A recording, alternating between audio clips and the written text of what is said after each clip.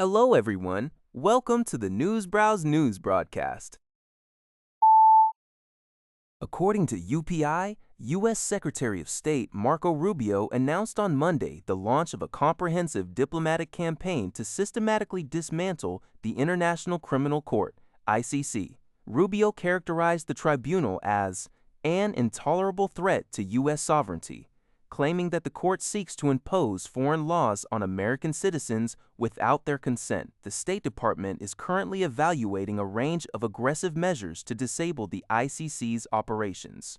These include launching targeted diplomatic calls, intensifying scrutiny on nations that recognize the court's authority, revoking visas, and implementing travel bans for ICC personnel. The initiative comes in the wake of a lawsuit filed by 3 ICC judges against the Trump administration over economic sanctions. While Democratic administrations have historically engaged with the Hague-based court, Republican administrations have resisted its jurisdiction.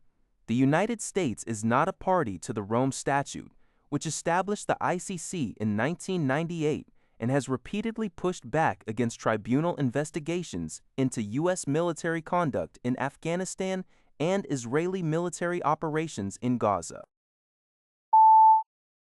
According to a UPI report, Lebanese President Joseph Aoun stated on Monday that Israeli Prime Minister Benjamin Netanyahu must realize that war will not achieve security or peace. President Aoun expressed hope that an upcoming round of negotiations in Rome would pave the way for an Israeli withdrawal from occupied parts of southern Lebanon and the deployment of the Lebanese army. Aoun is scheduled to meet with U.S. President Donald Trump in Washington on July 21st, where he plans to request U.S. pressure on Israel to implement the framework agreement reached on June 26th. Under the U.S. brokered agreement, a phased Israeli withdrawal would occur alongside the disarmament and dismantling of Hezbollah's military infrastructure. However, Hezbollah has fiercely rejected the direct negotiations, calling them a capitulation to Israeli and U.S. demands.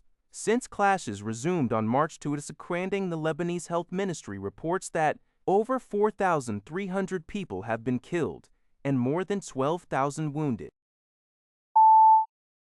According to NHK, Lad Garkers, the operator of the popular messaging app Line, has announced that data belonging to approximately 7.1 million users of its game services has been leaked. The company stated that since May 2022, data was mistakenly transmitted to a third-party advertising tracking firm. The incident, which was discovered in April, affected users across 3 different games. Company officials have clarified that the leaked information consisted solely of random character strings used for player identification and did not include sensitive personal details such as names, addresses, or phone numbers. Furthermore, the information is unrelated to the user's core line IDs. Breaking confirmed that the third-party company has since disposed of the data, and there have been no reports of unauthorized use. The company has apologized to its users for the anxiety and inconvenience caused by this incident and has pledged to implement measures to prevent any further data breaches. According to a report by Al Jazeera, healthcare workers at Rambara General Hospital in the Democratic Republic of the Congo, DRC, have gone on strike, bringing the critical Ebola treatment facility to a standstill. The striking staff, which include epidemiologists, drivers, and grave diggers, allege they have not been paid for 2 months. This labor action comes at a precarious time, as the country's National Public Health Institute recently confirmed that the Ebola virus has spread to 2 additional northeastern provinces, Haut-Zuel and Chopo, raising the number of affected provinces to 5.